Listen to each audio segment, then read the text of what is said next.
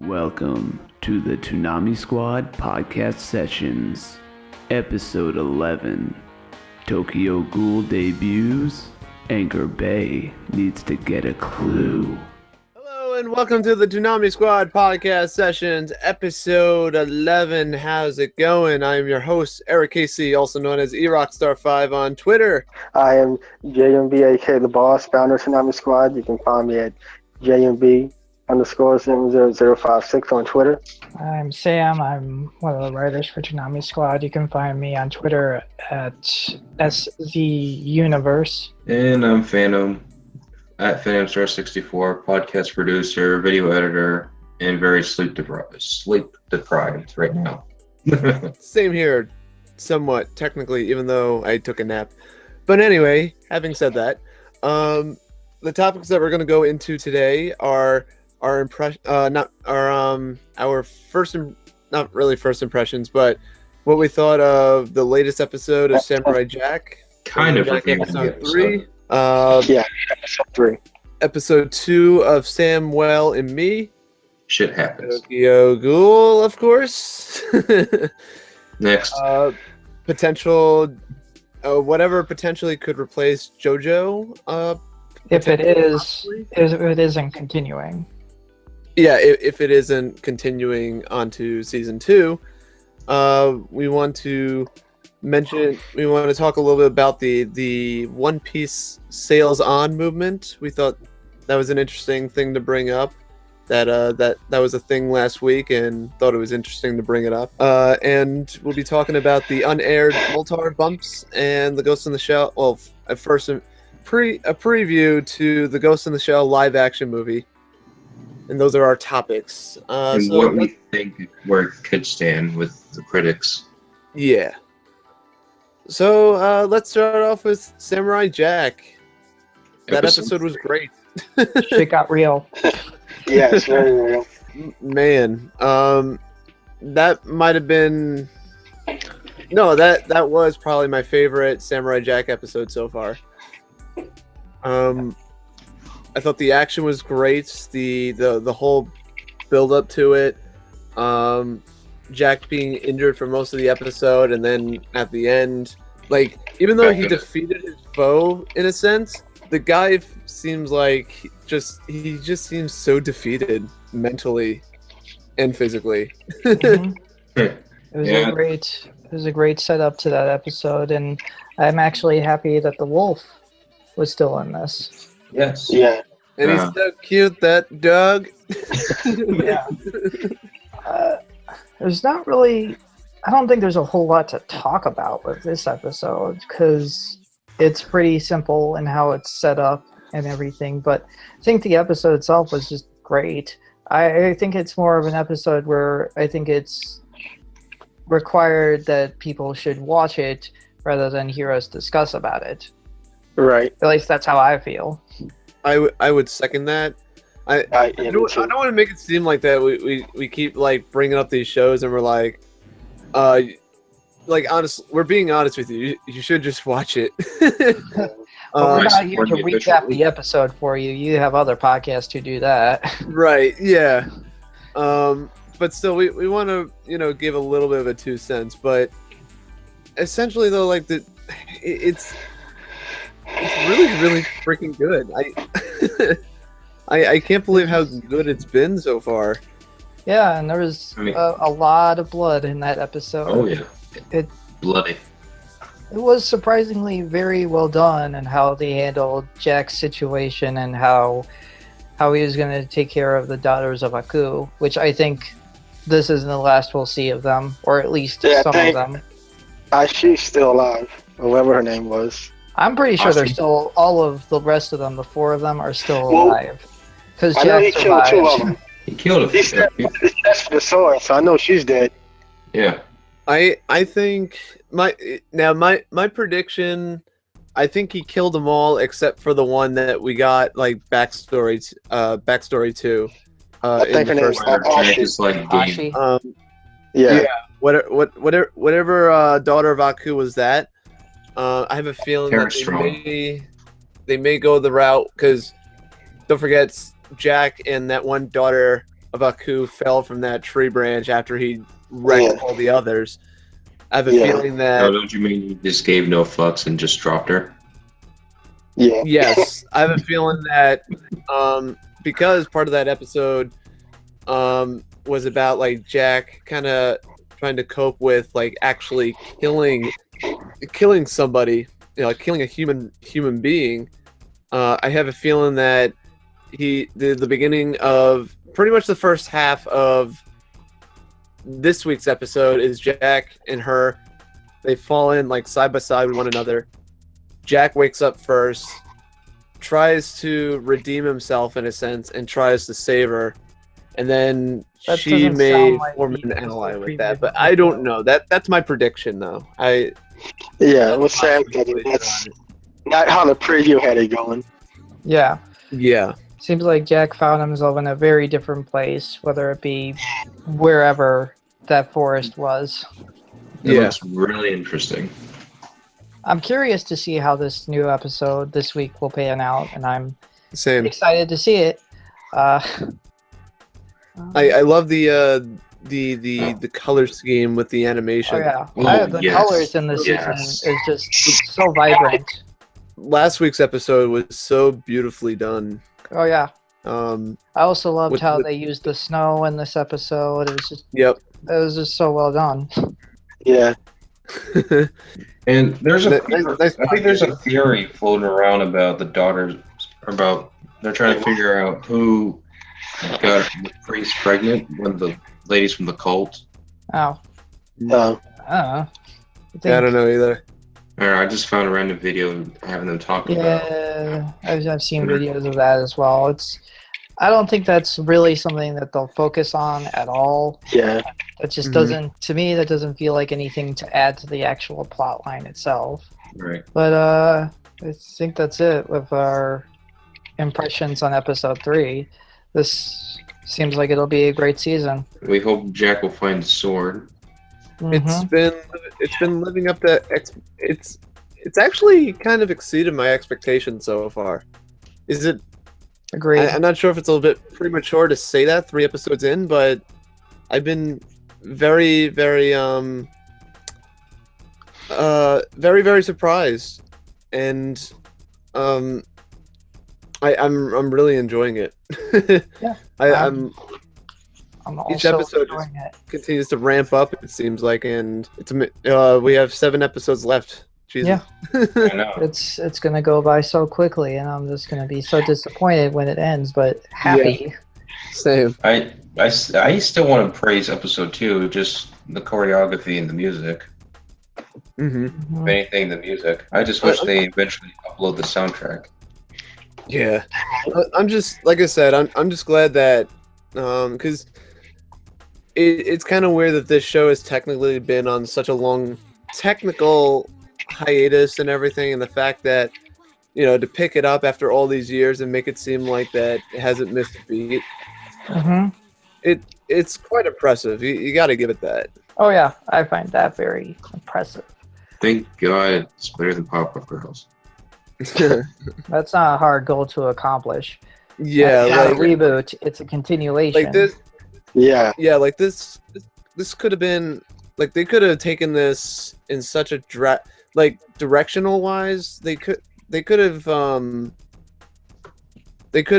taken it to the extra level where it kind of clashes with the original show. But it seems like to me that To even me, though I feel like it's a nice evolution. I feel yeah, the complete polar opposite. It still feels like Samurai Jack. It's just right. a little bit more mature than the original series, which Right. I find to be a gradual improvement. Right. And it doesn't feel like it's like I too said, I'm just- out of yeah. left field for everything that happened so far. Yeah, no. It feels like a somewhat mature Samurai Jack, and I appreciate that because I feel like this could have been Jack back then, but obviously Cartoon Network. I understand it. Like seasons 1 through 4 were kind of like an edited version, and this would have been the real Jack if we got it back then. Like it doesn't feel so much of a drastic, so much. it doesn't feel as drastic as a change compared to the other seasons. Is what I'm saying. I'm glad it's stayed consistent for the most part so far. Yeah, I agree. I feel like this season has hit all of its marks so far, and I'm excited to see where the story goes. Same. I'm very excited to know what will happen to Jack and what will he go through. I'm also really happy that they decided to give it more of a focus on a story and progression throughout it without it feeling out of place. But yeah, I'm excited to see where it goes. Hopefully it remains great to the very end. And I concur. I second that. All right, should we? Does anybody else want to jump in, or should we just? Okay, let's. Let's talk about episode 2 of Sand Whale and Me. Shit happens. Yeah. I think I talked about what I thought of Sand Whale and Me in the first episode, I think so, and it seems to be like the same thing. It's basically a fancy Adult Swim bump that's just airing on Toonami, and I think it's still just that. It's a fancy bump. Yeah, it's like a fancy Adult Swim bump. I mean, it's certainly unique. I believe I don't want to retread what I said, but there's not really much to say because so far there's not really a plot line going on in Sand Whale and Me. Besides the parachute lady hunting down sand whales, I guess. I haven't seen episode 2. I missed it last week, and I have yet to watch it. I think it's but on it just their seems Facebook like to me that page. And Adult Swim. Yeah, no, that's why I said I haven't had a chance to look it up yet. But from what I've seen based on last week's episode and even the preview and everything, like it's just something that you just turn your brain off and just be like, oh, this is just really dope to watch. Pretty much. I don't try to think too hard about it, but for the amount of money that they sunk into this, I just get the feeling that this should have aired in between commercials, but before commercials or whatever on regular Adult Swim. This just feels completely out of place on Toonami. I could see that. I definitely could see that. Maybe not. I'm certainly down for Toonami experimenting with new shows and ideas, but this is a little bit more familiar with Adult Swim, and I feel like this feels more at home. Like maybe if Adult Swim action was still a thing, I could totally see them like airing this before a commercial or whatever.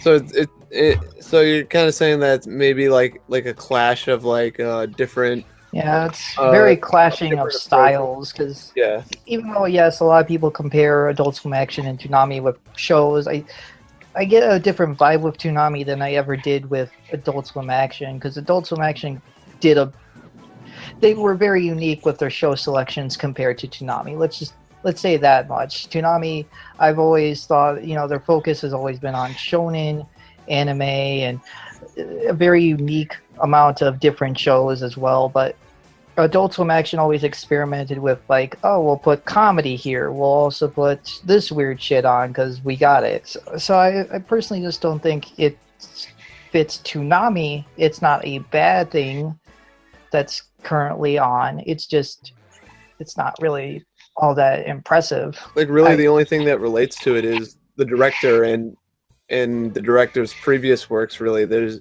I could see that. Yeah, but so far Mario Oshii, at least in terms of shows, I don't think any of his shows has ever aired on Toonami. Isn't it the studio that did Production IG? Yeah, their shows are on there. So it's not completely out of left field, but it just doesn't fit the mold. At least I don't think it does. It's certainly not bad. I'm not saying it's bad. I think it's unique and I like it.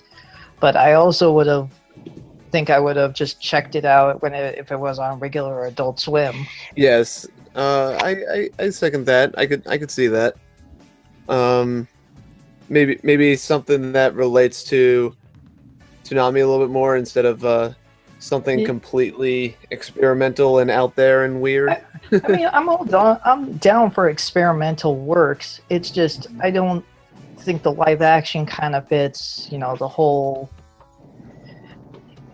It just kind of clashes way too hard because when you go from like an animated cartoon made in Japan to this live action 5-minute micro series, it's a little jarring. And I personally would rather it have been something completely unique animated, maybe a complete CGI series or whatever. But I understand cost gets in the way of that.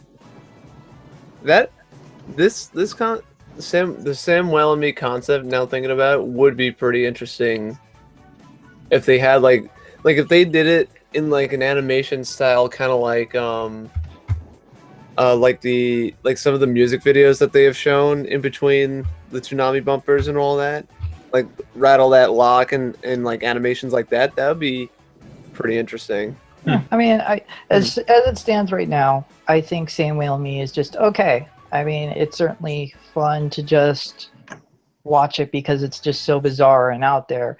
But at the same time, I think it would have been better if it kind of aired outside of Toonami. But I understand why they are airing it in Toonami because they paid for it. Yeah, Sure. I hear you. I agree with you. Anything else to add? Yeah, that's pretty good. Good. Yeah, you pretty much said it all, Sam. Taking over the podcast like a boss. I'm the boss. Sam's like, oh fuck, what have I got myself into? All right.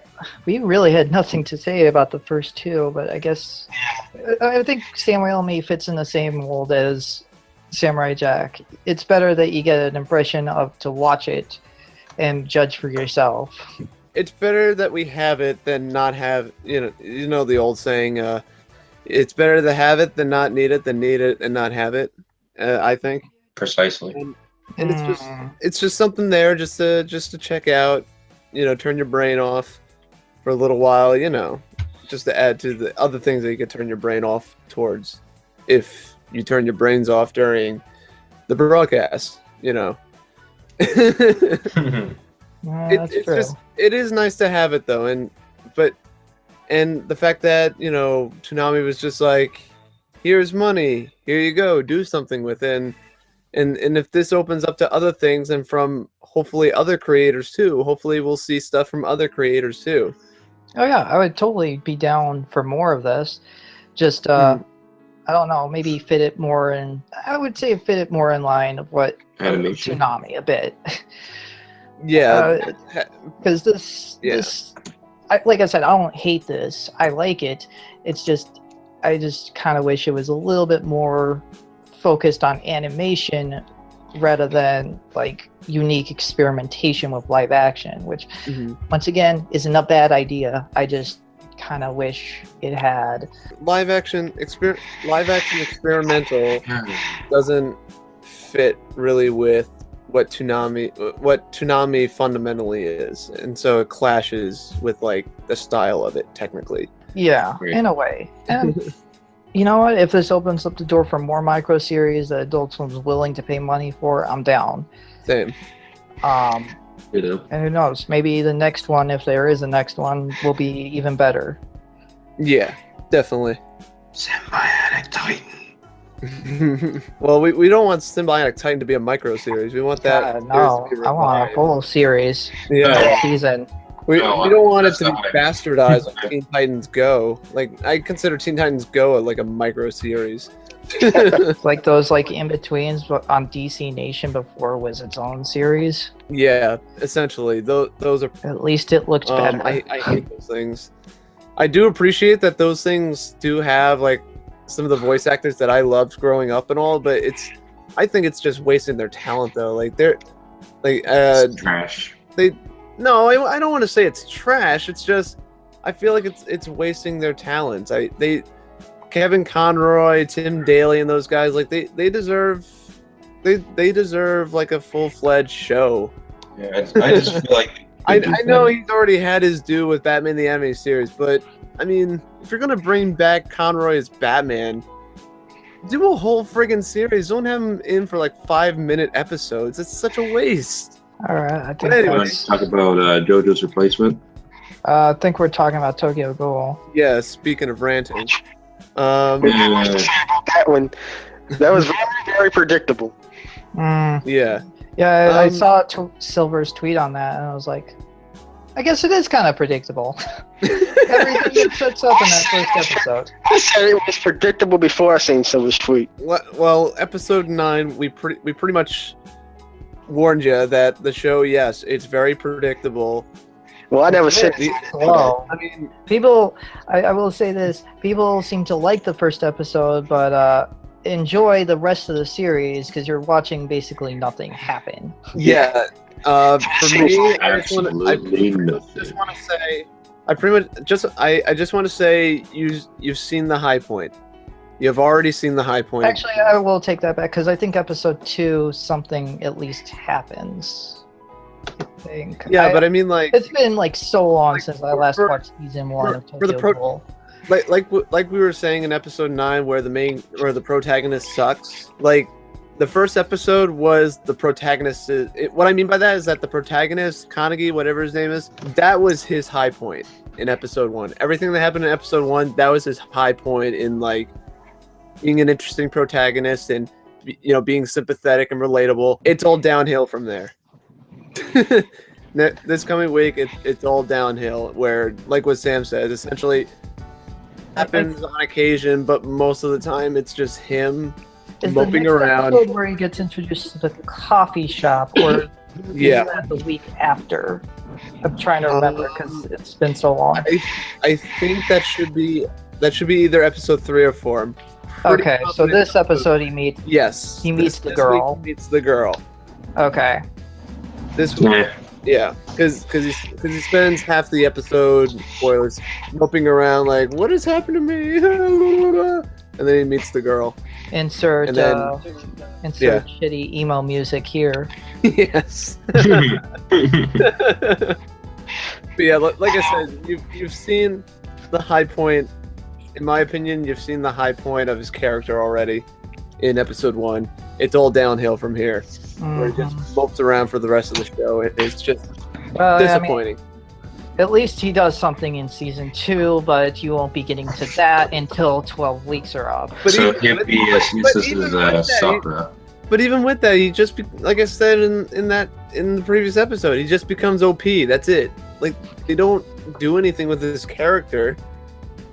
He's pretty much the same character. He goes from being sad and mopey to I'm so misunderstood, and just fucks everybody up. That's him in season 2. That's him. That's it. So you guys thought it was just an alright episode? Well, Phantom, I know Phantom said he had some thoughts on it. He said he was done with the series after the first episode. I just don't really care for it. Like, to be fair, like even though me and Sam have shat on the show pretty significantly, I will give it this though. Episode 1, it's honestly one of the best like opening episodes to a show I've ever seen. Honestly, I will argue on that point because I hate that. In my personal opinion, when I first watched it, the first episode was really good.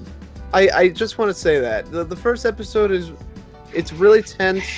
It's really creepy. It's really interesting. I think it sets up the world pretty well.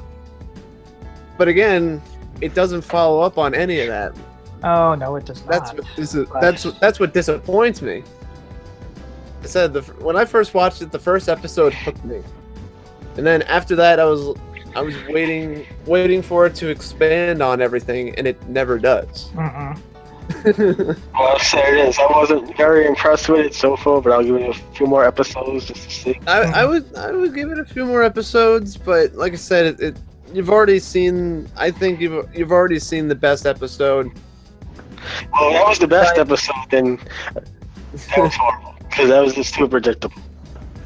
Okay, I will concur that it is fairly predictable, but like I love the animation. The animation's really beautiful. And it is at first it is kind of understandable, but like I said, it falls apart later. Pretty much what you're saying is that's the first episode was the best episode, and I'm not impressed with it, and I'm probably never gonna be impressed with it. So we're Yeah. probably gonna be dropping for it. me, that was season 1, honestly. Episode 1, being predictable as it was, I was like, Well, yeah, that was kind of predictable, but the animation was beautiful, the action was great. I do kind of like the protagonist at first because he gets fucked over so badly, even if it was predictable, to be fair. But he doesn't grow from it. There's no character development really with him after this.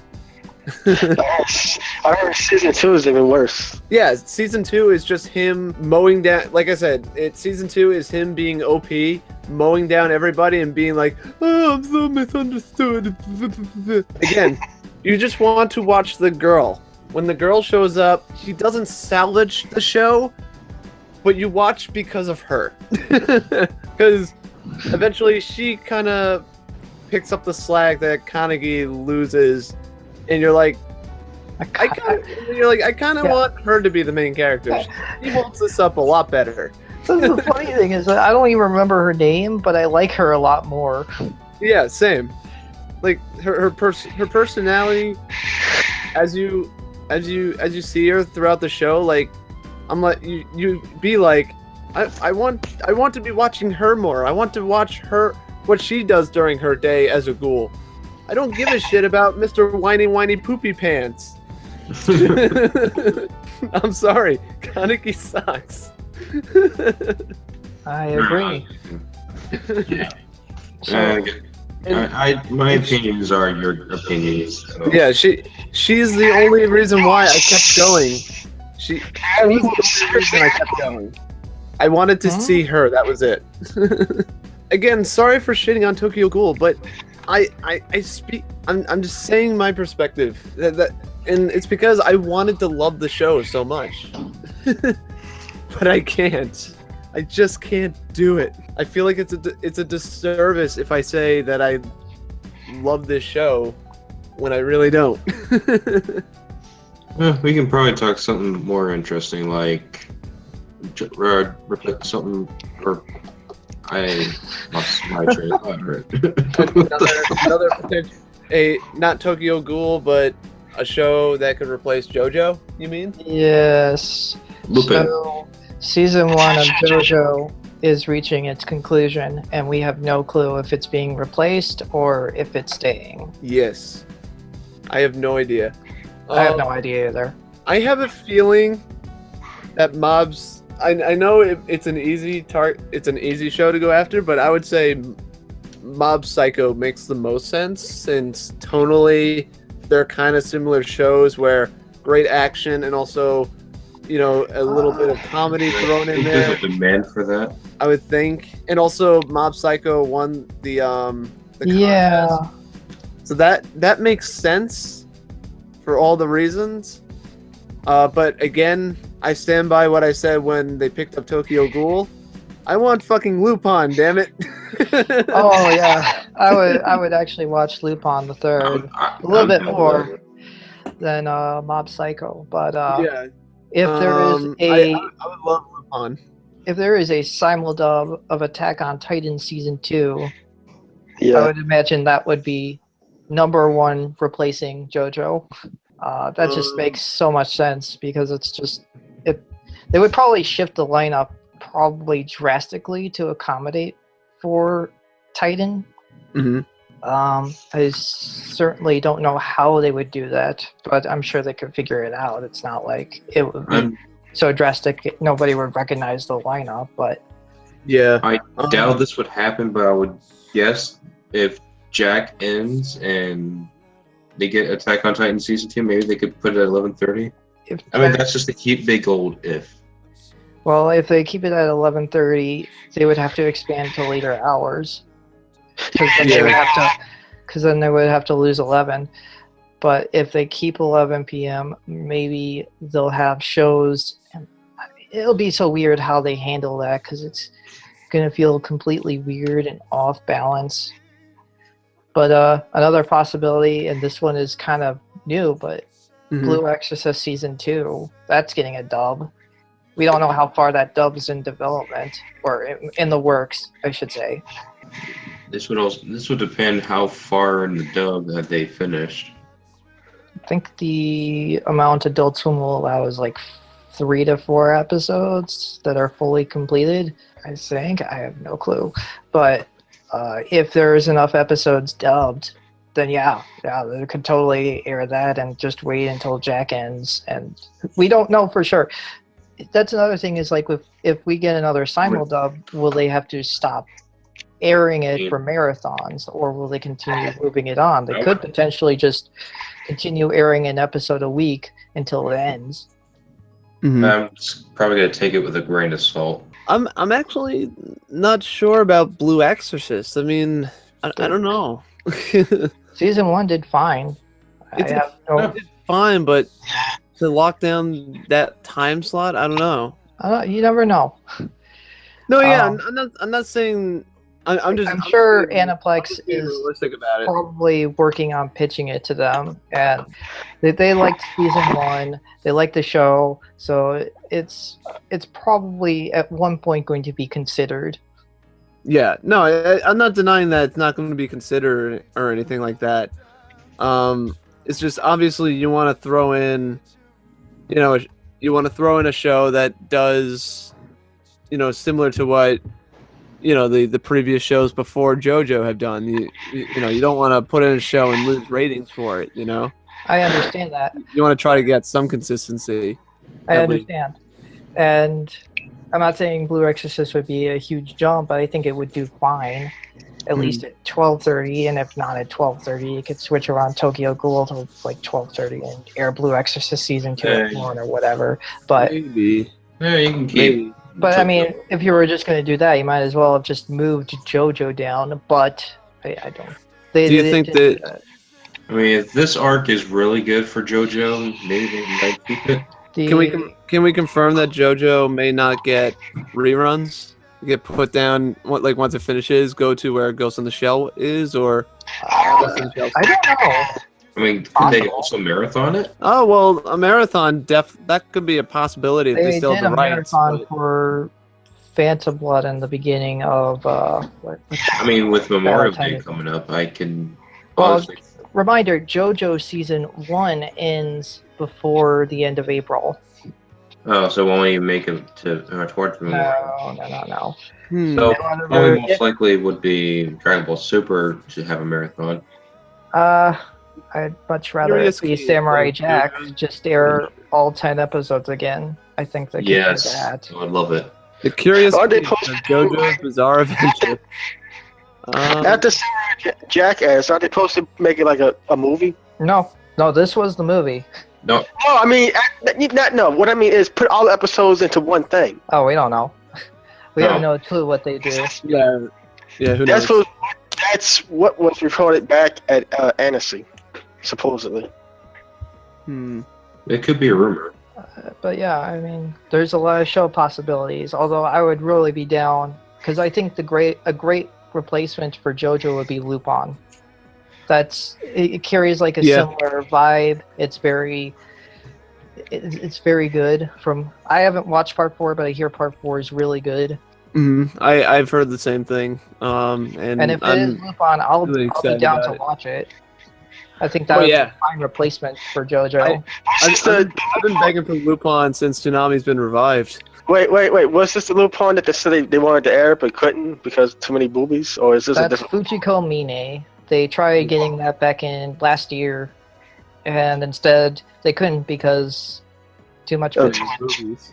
And I can confirm that there's too much boobs.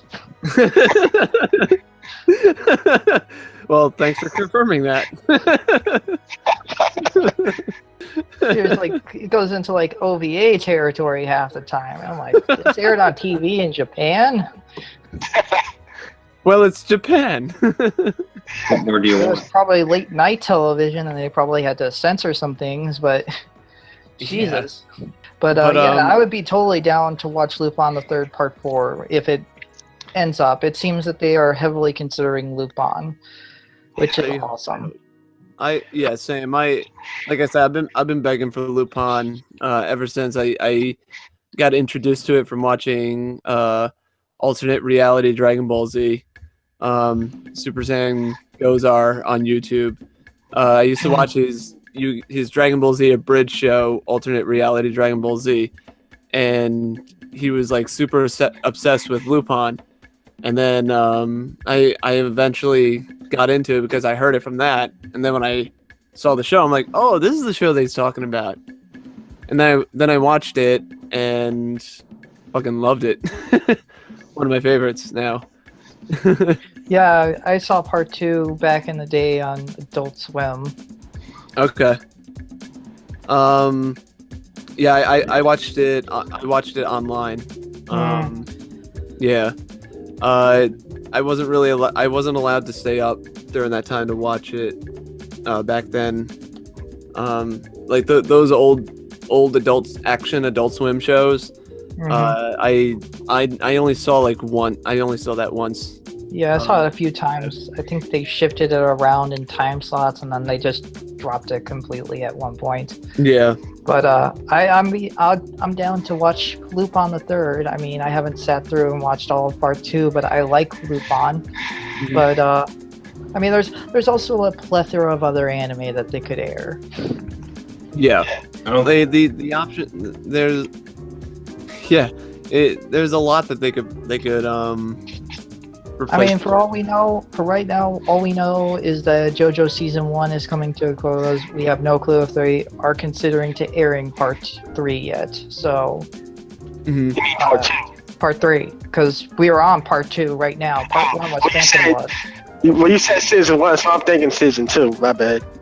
Yeah, Part 3 is Stardust Crusaders, the popular arc. So we don't know if they may just jump into that and just say, screw it. How many episodes are left? For Season 1, there's 26 episodes. So we're on episode 22 this week, I think. 22? So we have about 4 weeks left? Yeah. Okay. Yeah, and Stardust is like 48 episodes, so that would take a year.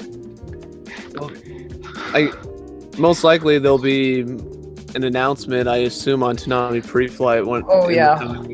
Probably, hopefully soon, or somehow the schedule will leak somehow, some way. Yeah. Or if Adult Swim decides to put it on a random bump. I doubt they would do that, but you never know. We'll probably hear about it soon. If there is a replacement, we'll hear about it. If not, we'll assume that Part 3 is airing. If I was a betting man, I would probably lose this bet, but I will bet my money on Outlaw Star replacing JoJo's Bizarre Adventure. Mark my words, I have no proof, but I guarantee it. Play this Hot Springs episode. But what makes you say that, Mr. Redneck? Well, the Blu-rays are coming out soon, so it'd be perfect. You willing to put your new computer on? You willing to put your new computer on that? No, I'm not doing that. Thanks. I kind of need that. If I were I need to that computer. Seriously, if I were to bet on if JoJo's leaving, I think it's a good chance that they're not going to continue right now. They may continue it later, and if I were to say later, I'd say a year from now. Because if they're just going to pull it, I think they're going to wait a year before they even bother with Part 3. Do you think it's doing well enough, though, for them to not consider dropping it, though, and continue on? I think it's doing alright. I don't know ratings, so I have no clue. Okay. But so far, I've looked at JoJo's readings from the beginning it started airing, and I've seen it do with middling road of success. It doesn't seem to be hooking that large casual audience. It seems to be hooking that niche audience, which is fine, but I don't think that's fine enough to continue on at 12:30. But yeah, with that room tone, we'll move on to we'll dive into the next topic, which is this new little movement at the wake of One Piece being discontinued on the Toonami broadcasts. Essentially, there's this Twitter movement called One Piece Sales On, hashtag One Piece Sales On, And essentially, during One Piece's old time slot, a bunch of One Piece fans are... Actually, no, it's at 10 p.m. So before Toonami starts, a bunch of people live tweet 2 episodes of One Piece. So they're starting on Sabaodi's arc, so they're continuing exactly where Toonami left off, and they're watching it for an hour before the block starts. Just started this past Saturday. It was created by Sketch, and Duelist is also a part of it, and I'm not sure who else is a part of it. Japhus, I believe, was the one who started that. Oh, Japhus? Well, yeah. My apologies. Yeah, and I think Sketch and Duelist just jumped on board because it's like, hey, I can watch it. It's an hour of One Piece. Yeah. Well, the guy that came up with that idea, I just want to say you are a brilliant man, and I would probably jump on board with that as well. Yeah. I'm sorry if I pronounced your name wrong. Yeah, and I'm sorry if I messed up the details of it, but I just thought it was such a brilliant idea for fans out there that that wanted to attempt to get shows back and all, to get back on the broadcast and kind of get them noticeable. That's a way of doing it. Just find a time slot where you could be like live tweeting it out. The Adult Swim takes note of those things. That Twitter is how we brought Toonami back originally. So if you have a show, maybe set up a time and like have a marathon of the show, or go through a couple episodes each week and tweet it out and try to get people on board with it. All right, and this brilliant idea. What this group does is they live tweet 2 episodes every Saturday from a legal source like Crunchyroll, Funimation, or Blu-ray and DVD. Yeah, that's also another thing. It's like we're not endorsing you to pirate the show. Go to legal streaming sites like Funimation. Yeah, watch the official legal streaming services, or if you bought it on DVD, doesn't matter. Watch the episodes in legal forms. Don't watch it like that with the illegal streaming. This Saturday at 10 p.m. Eastern, they're gonna watch episode 387 and 388. Definitely do that. Yeah. And you can follow them at One Piece Sales on Twitter. Yeah. Hashtag One Piece Sales on. Definitely participate in that. I haven't participated in it, mainly due to the fact I'm so far ahead, but I like the idea that they're doing with this, and I think it's very smart. Again, like it goes back to like if you want One Piece to come back, this maybe is a way to show that, hey, One Piece is actually still feasible though, and then this could make the audience of One Piece grow a little bit, and if Adult Swim sees that it's grown to such a point where it's like trending every week, again, just like the Bring Back Toonami movement, because we got that shit trending every weekend. It'll be hard for Adult Swim not to notice, and it could potentially bring One Piece back. And again, it's not just One Piece; it could be other shows. It could be Symbiotic Titan, Megas XLR, the ones that I keep repeating until they finally come back.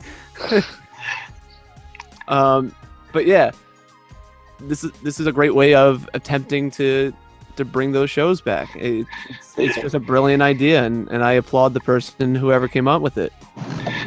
And like I said, I'm gonna support the shit out of this personally. So come aboard and bring along all your hopes and dreams. Hoist the colors, me mateys. One Piece sets sail once again. Yarr. Drink up, me hearties, yo ho. Why is the rum gone though? All right.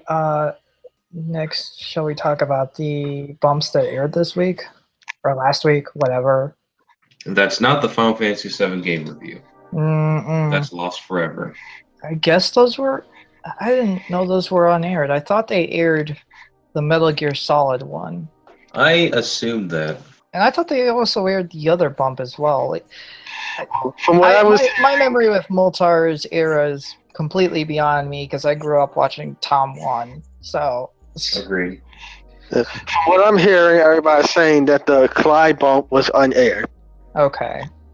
Don't know if that's true or not. I don't even remember both of those. The game review or the promo, to be honest, from that long ago. I'm sure the game review aired, although it's I'm a pretty little, sure too. although it's a little weird that they're promoting an M-rated game on the PlayStation. Whatever. Hey, it's the 20th anniversary month still, so why not? Yeah. To be honest, when I saw the Metal Gear game review, it didn't look familiar to me. Honestly, my memory is fuzzy with Moltar.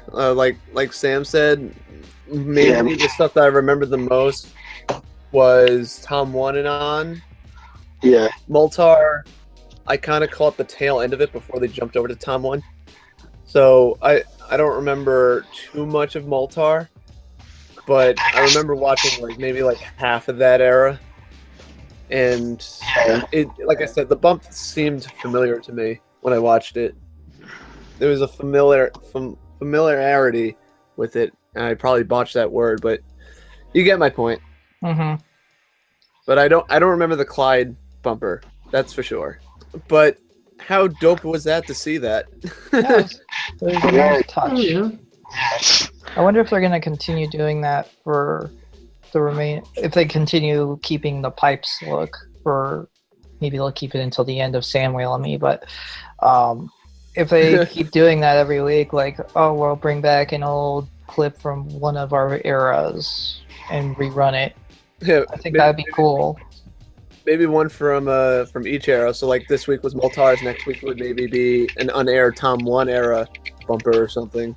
That'd be pretty something cool. like that. And it keeps going week by week. Yeah. Though I have to say, I'm gonna be pretty upset when the pipes look goes away, because I really like it.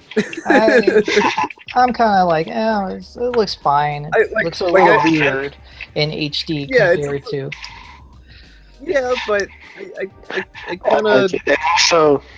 I guess it's that nostalgia in me that doesn't want to let it go. I actually kind of prefer the new look over the pipes look, but yeah, and the pipes look is fine. It's fine enough. I don't want to make it seem like I don't like the new look, because I really love the new Toonami look before we switched over to pipes. I like both looks, but with the I like both looks, but with the pipe looks, it's easier for me to make thumbs with that. In my opinion. But That's yeah, fine. I guess for me, like I said, it's the nostalgia strings that are making it hard to let it go, because I do like it also, and I would love to kind of integrate both. But I get it. Believe me, I get it why we can't continue on with pipes, sadly. Yeah, but it's nice to have them back, at least for this small celebration. Yeah, I agree with that. It's nice. It's nice just to get it at all, in my opinion. All right, I think that those are our thoughts on the bumps there this week. So let's talk about Ghost in the Shell, which I will be seeing tomorrow. I'll be seeing it Saturday. I'm seeing it tomorrow, 7 o'clock. The general 45 for me. Nice. I have no idea when I'm going to see it, because I am broke as hell. I plan to do a review on it. Will it be something for the website to Yes. Yes. Awesome. My expectations going into Ghost in the Shell, based on reviews that I've heard in the last couple days, from what I hear, it's a faithful adaptation of the anime into live action. I hear the performances are good. I just hear the story is just kind of boringly executed. That's really the only I've heard. Right now, I don't know if you go by Rotten Tomatoes, but Rotten Tomatoes currently has the film up at a 67%. It's not getting mauled by critics like most people would expect. I'm actually, you know what? I'm not saying I'm going into this movie expecting a goddamn masterpiece, but you know what? I'm at least expecting it to at least respect what it made, at the very least. I mean, But at least if be it's good, a better anime adaptation than the previous. oh yeah, I mean, if it's good, I'll be surprised. I mean, I'm going into this with basically no expectations or preconceptions.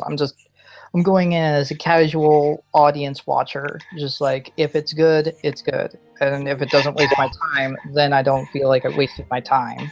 Although I would, Now that I'm thinking about it, this would be the first time I've ever seen a live action movie based off an anime. my. Consider This will yourself probably- fortunate then. good for you. This will probably be my first time actually going into a theater to pay for it, because I did not pay money to see Dragon Ball Evolution, which was a good idea.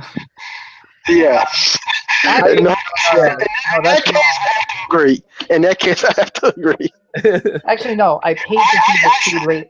I paid money to see the Speed Racer movie, which was actually not horrible. Wow. Honestly, I didn't even know that existed. Yeah, I saw yeah, it when it was in theaters because it was like, oh, Speed Racer. I remember that when I was a kid. I went in there. I was like, well, that was a movie. That was a thing. Cool. So many pretty colors. Yeah, So many Definitely. CGI pretty colors. definitely colors. exuded a style at the very least. I'm colorblind, kid. And my expectations going in is pretty much the same as Sam. Like, I'm not going in expecting to be blown, having my mind blown. I'm just looking at it with the expectations of this is going to be a faithful adaptation of a show that I really, really like.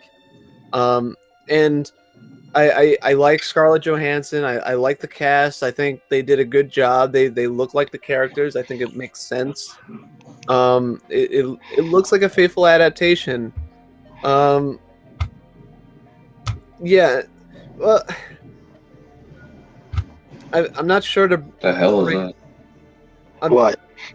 What? I heard someone pounding something. I don't know. But I guess Sam, I saw you tweeting about it earlier today. I don't know if you want to bring that up. I'll cut it out if you. I mean, I'm just getting really sick and tired of the term whitewashing, but I don't really want to get into that. Okay. I tried to bring it up either. To bring a small excerpt of my tweet is basically, I feel like the term has gotten so out of hand that it lost all meaning. Mm-hmm. I have to agree with that.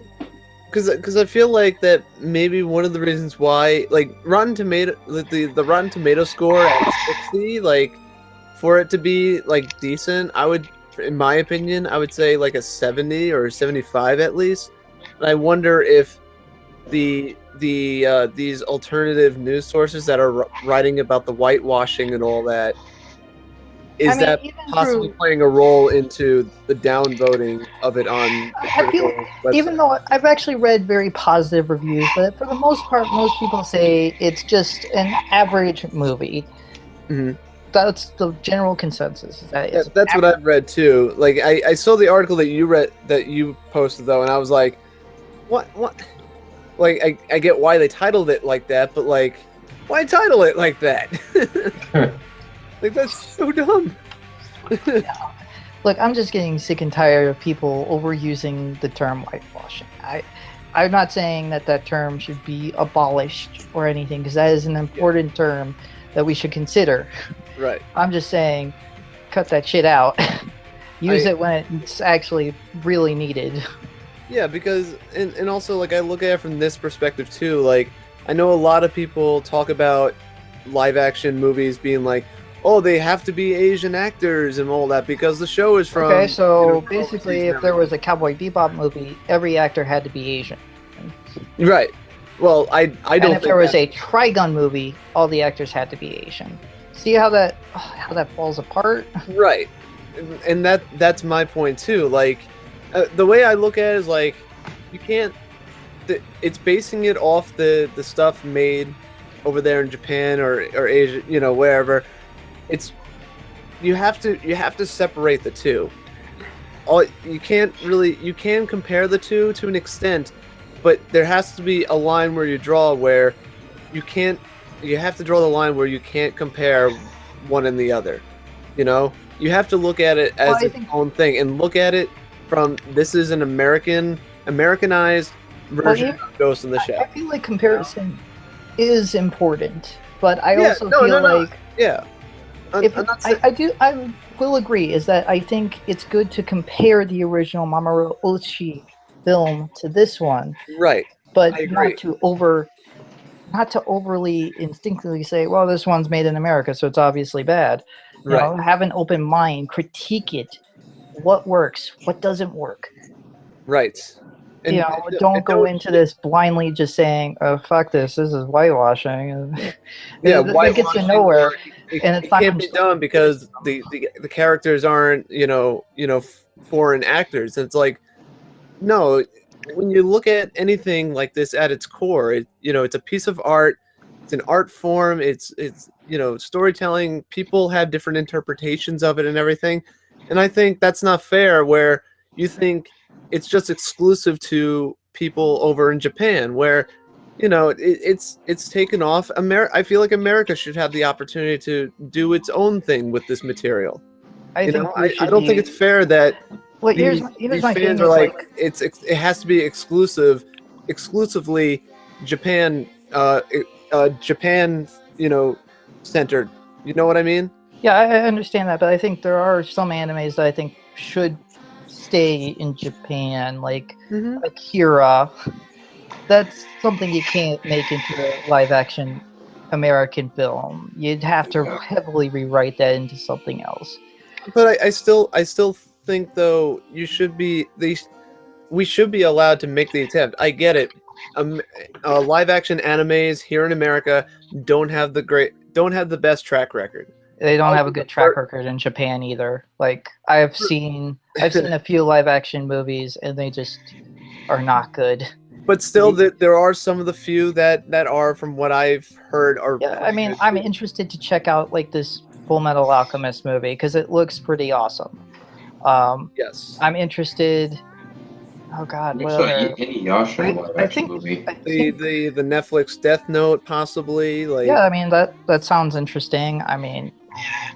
Is it a movie or a series? It's a movie. I think it's a movie. It's a movie. I heard some people calling it a live-action series. It is not a series. It is a movie. So basically, you have a choice between the live-action adaptations of the Death Note movies, which don't watch those. Those aren't good. I've never seen Death Note, but I'm kind of curious to see the live action of it. Don't watch Death Note. Death Note's not good. Phantom, watch the anime first. The anime is one of the best animes of all time. I've seen the anime. I've seen it. Don't even bother with the movies. Go watch the anime first. Like I've seen. No, go see the show first. Without question. I am just. Can anybody hear me? Yeah, we can hear you. Well, why are you letting me talk? Sorry. We're gonna have a discussion about this after we're finished with this podcast. Before we hang up. Okay.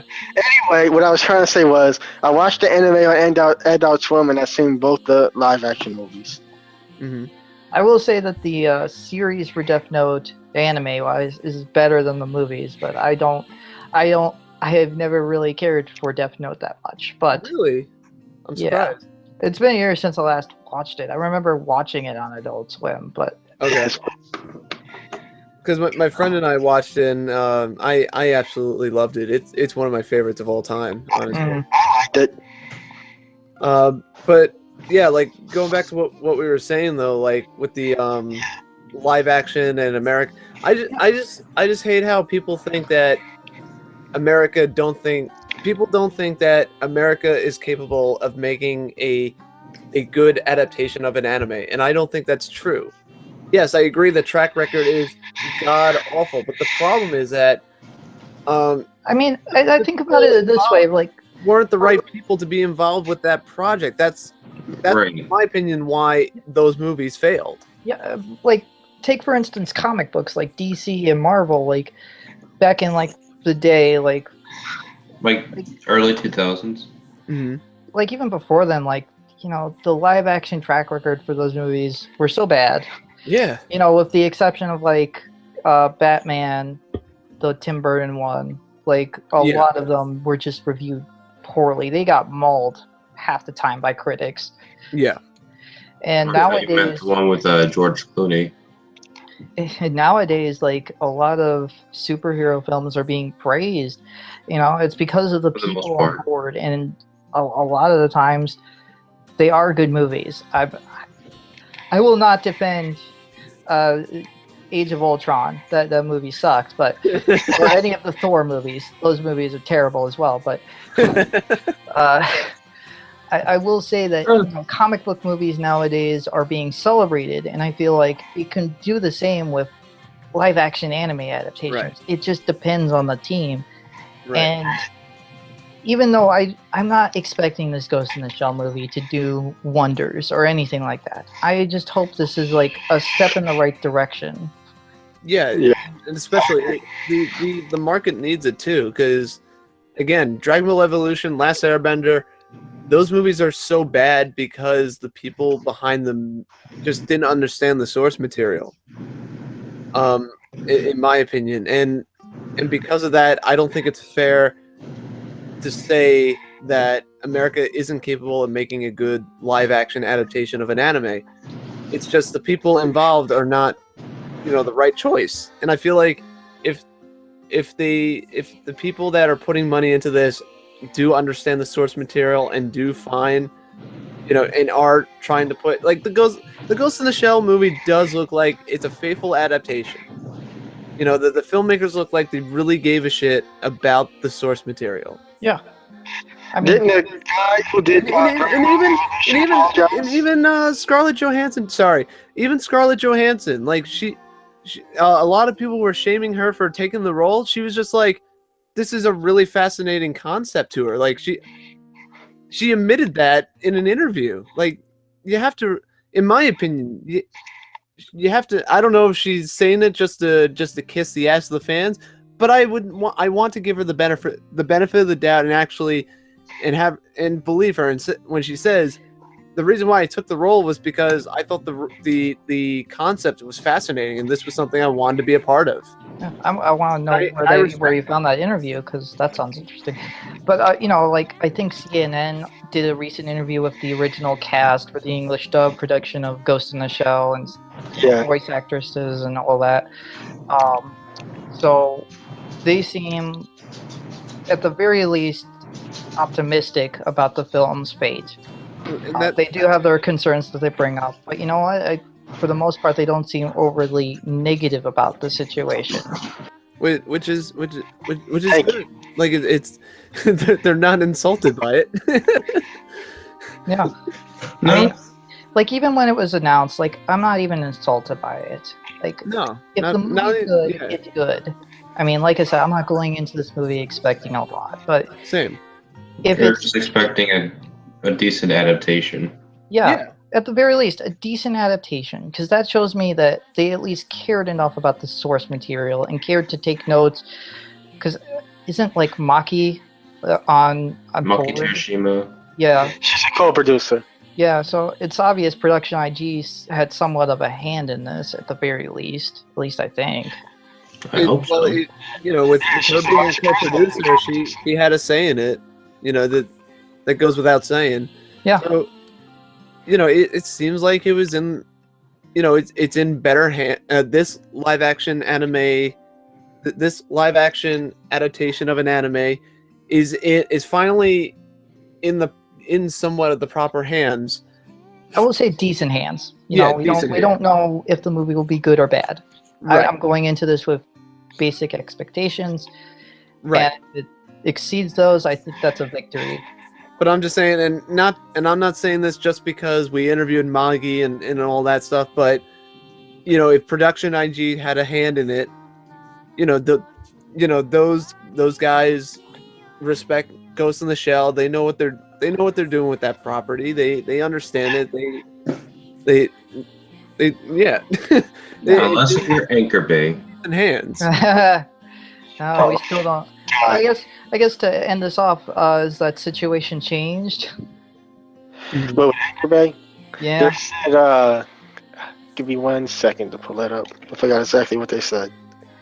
No, they should say Discotech Media should do the remastering. Oh, the DVD Blu-rays. Yeah. There's an update with that. Yes, give me 1 second. Oh my!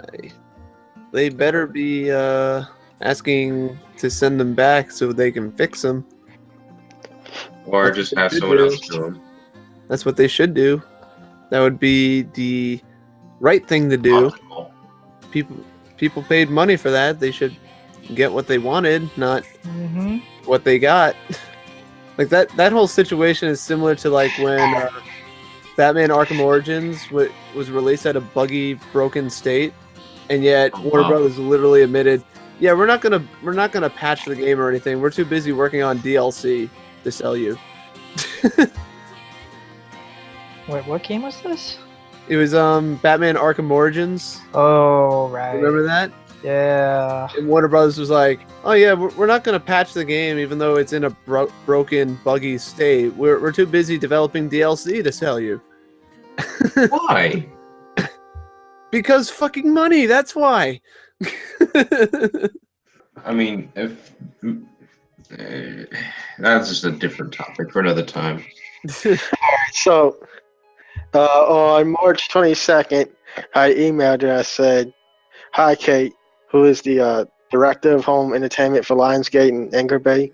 I said, "Hi, Kate. Have there been any new updates yet? The fans are very disappointed and upset at this point, as it's been a month now, and so far nothing has been done about the issues with Ghost in the Shell release." And then she emailed me back and said, "Hi, sorry that I don't have an answer. We are looking to find additional source material to see if we will be able to release a collection addressing the fans' concerns." And that was also on March 22nd. And that was the last update. So, in other words, they're re-release a re-release. I hope that if they do that, they recall the defective disc. Yeah, that's what they should do. Like it should be no debate. That's what they should do. Yeah, that's what they should have done from the beginning, to be completely honest. But they want to keep all the money that they made already. It's retarded. That's why they're slipping. They're trying to slip in. Probably not our contact, not to throw her under the bus, but the higher ups that are making these decisions. They're probably trying to figure out some way where they could be like, well, how do we make them happy with the product that they have or something? I don't know. Just recall the freaking DVD and fix it. Okay, that's all you have to do. Supposedly, Amazon was telling people that the discs were fixed and sending people replacement discs that were still the same defective disc. Oh my god! Come on! This was brought to my attention by Schmollers on Twitter. That's what he had told me. I don't know. Listen, I know.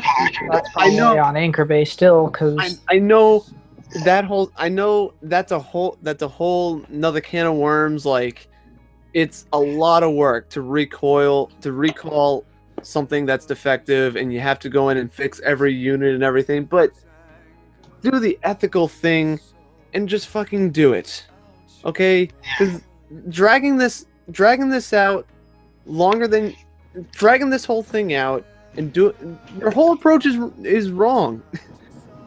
It's just, I agree. They were blocking people who were bringing it to their attention, and people weren't being rude to anything, and it was still blocking. like, seriously, people. I know it's a lot of work, but that's what you do when you make a company like this. You have to take responsibility when you fuck up. This is the part of the business that I fucking hate, and I hate when they do this. When it. So far, Right Stuff has not been responding back. So far, Anchor Bay has not been responding back to Right Stuff about anything. They left Right Stuff in the dark. And that's another thing. Like, they should be communicating with us and trying to figure out an alternative to this. What can we do to help you with this? Not, let's stay silent and hope it goes away. I guarantee you that's what they're doing. They are staying silent and hoping that this blows over. The first thing first thing Anchor Bay told me was they were gonna send out digital codes for people to get. I mean, they were gonna send out codes for people to get the digital copy of it. Then they told me to retract that, and now they're saying that they're looking for additional sources to redo it. Well, again, are- can we Well, just here's another question: is the digital versions working too? Who the hell knows? I don't know. 'Cause they decided not to do that. They changed their mind on that. Yeah, maybe the reason why is because the digital ones are the exact same that are on the freaking Blu-ray. Who the hell knows? They should just recall everything.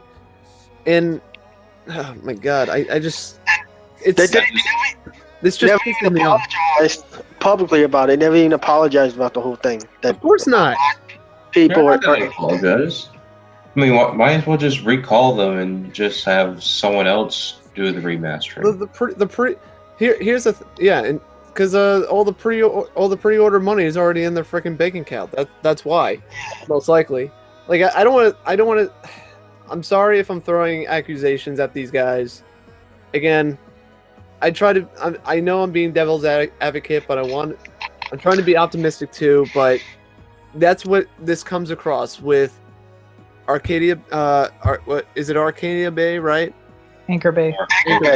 Anchor Bay and the people involved with this release, by dragging this out, this is not good. This is not good for anybody. It's not good for the market. It's not good for you as a company. You should have stepped up, swallowed your pride, stick the fork on your balls, and say, "We fucked up. Okay, send it back. We'll fix everything." That's what you should have done to begin with. You guys just playing wishy-washy, just I guess just trying to avoid everything and just pretend that nothing's happening. Like this is stupid video game marketing stuff. You know, this is like a dysfunctional game, and then the game company is like avoiding to send in a patch to fix the game. You know, it's basically on the same level as Warner Brothers saying, like I was saying before, Warner Brothers not patching Batman Arkham Origins when not patching Arkham Origins because they were too busy working on DLC. Fuck you. Don't do that. You stop your DLC production and you fix the damn game that people paid $65 for, or how much was Ghost in the Shell? $60, $70, I assume. I don't know. I think it was 65, something like that, maybe. Yeah, like people paid. That's a lot of money. $65 goes a long way. For you to send out a dysfunctional DVD and now just trying to pretend like nothing's happening, it's making you guys look like crap. Oh, they already look like crap to a lot of people. I know. I think they've hurt their image way too much on this, and honestly, I agree. I won't be surprised if Production IG feels the need to revoke rights to it, because I'm surprised they haven't done it already, because this is just this is sleazy. This is fucking stupid. It's sleazy.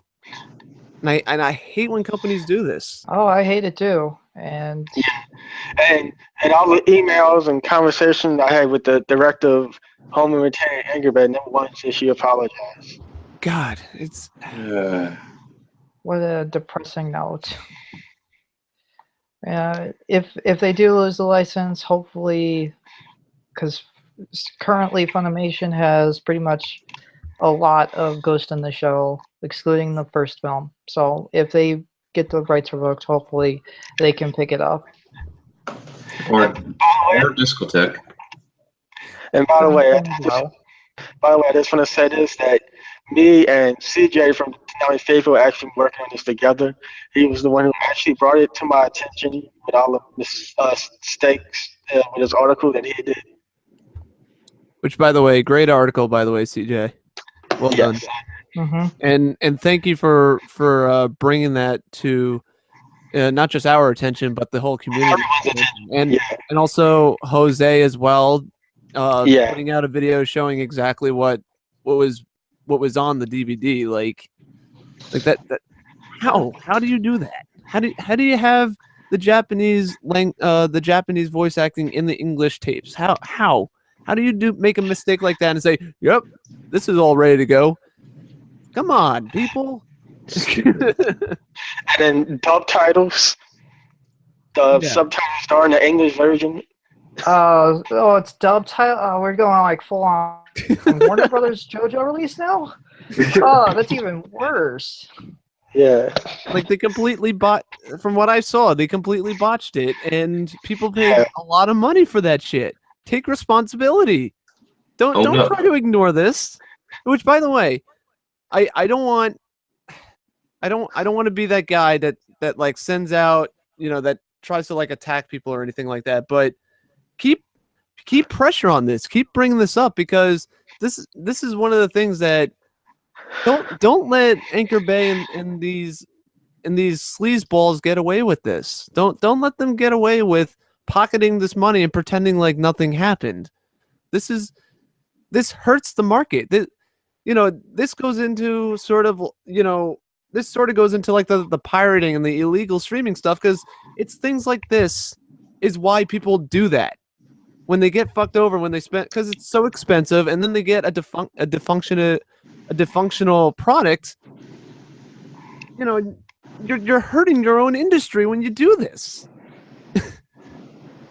So people out there, keep pressure on Anchor Bay and hold them accountable. Again, I don't like attacking people, but this is a case where fucking we got to keep pressure on them. Like we can't accept this. I'm gonna keep on contacting, keep on in contact with him. And just keep up until something happens, something gives in. Yeah, that definitely. Anybody out there, keep sending him, messages. Keep emailing them. Don't go the extra mile and say like, do threats and all, just like we said in episode 9. No. But be respectful of court. Well, yeah, be respectful to an extent. Well, to be fair, people were being respectful, and they were still getting blocked for no reason. I know. That is the worst. You don't know if you're blocking people when they're actually bringing up legitimate concerns with the things that they have purchased. I'm sorry. You should be fired from your fucking job, okay? It's insulting when I see companies do this. I'm so sick of this. I'm so sick of companies that are somewhat successful and think they can get away with bullshit like this. It just frustrates the hell out of me. They just think we're lonely old sheep that just provide that our wool is full of money. Fuck you. Fuck that kind of behavior. Seriously. I'm so sick of that. It's so pathetic. Treat your customers with respect. God. I'm done now. Sorry. No, I think that's it for the topics. Yep. And when all was going on, they even made a joke with Ghost in the Shell. Not necessarily about mistakes, but it was stupid to do that. They put a joke on Facebook about Ghost in the Shell, knowing all the shit's going on. They said some people take Transformation Tuesday a little too seriously, and it was a Ghost in the Shell gift. And then somebody commented, "How about fixing those damn Blu-rays of yours instead of sweeping it under the rug?" Yeah, but that's essentially what they're trying to do. They're just pretending that never happened. Yeah. Right. Because the money's already in their bank account. They technically don't need to, but that's not what the people paid for. So you should take responsibility and do that. And Amazon, if it's true what you did, shame on you, because that was just stupid. Yeah. Well, they probably got a message from Anchor Bay themselves saying, "Look, we replaced them," and they're just doing their jobs of just selling, of just giving out these items. I don't know about that, because they never contacted Right Stuff. Right Stuff said the representatives over there went silent and left them in the dark and won't say nothing, won't fight them, nothing. It might have been avoiding them completely, probably. But I'm not. To me, I'm not blaming Amazon on this, because they're just the ones who get the DVDs and Blu-rays. Right. It falls on Anchor Bay and whoever else was involved with releasing with that DVD. Was in the committee for it. Yeah. Stars, just stars in general. Yeah, and if I assume production IG has a part in this. Oh, probably not. They like have, I assume like they keep in contact with them or whatever, right? I assume. I don't know how this business. I don't know how companies handle that stuff. So maybe I don't know. Okay. I would assume that I'll production leave it at IG is seeing the negative, or at least some people who are production IG members are looking at like the negative responses and just the way things are being handled, and are just having a very sour taste. Because like because I would say if there's like an association between the two, where production IG is like, oh yeah, totally put this in the DVD. Like if they have a say in anything with the DVDs, like they should step. I think they should just step up and just release these. Whatever contract they had, just release them. They don't deserve the way they've been going about this. They if they they should just be fired. I agree. It's But pathetic. It's utterly pathetic. yeah, I mean, but we don't know. We don't. Who knows if they'll They continue could selling. Anchor Bay and those guys, they could have avoided this, and they just put in the extra work and fix the fucking dysfunctional thing that they caused. But no, they decided we don't care. We want money. Oh well. Oh well, Pretty people much. don't have to buy these defective Blu-rays or support Anchor Bay anymore. Yeah. That's about it. Yeah. I think after this whole conundrum is over, and if it ever gets fixed, nobody's willing to buy anything from them anymore. Nope. I think people are now importing the release from Korea or something like that. Yeah, they're importing some release with like a region-free Blu-ray player. And the sad thing though too is like this hurts, in my opinion, like this sort of hurts Ghost in the Shell too. Not the movie, but like the brand Ghost in the Shell. Like for me, like I want Ghost in the Shell on Blu-ray, but I'm not getting it from Anchor Bay, that's for sure. Hell no. Oh yeah, exactly. And I could talk about this for hours. Yeah. Let's end it. Yeah. Yeah. Please, yes. Well, sorry to end on such a low note. Yeah. That's about as low as you can fucking get.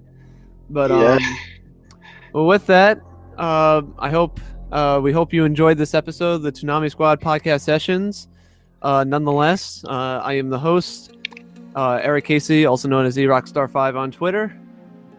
I am JMB, the boss, founder of Toonami Squad, also known as JMB_70056 on Twitter. I'm Sam. I'm one of the writers for Toonami Squad. You can find me on Twitter at SZUniverse. And this is Phantom at PhantomStar64, podcast producer, writer, video editor, and that's it.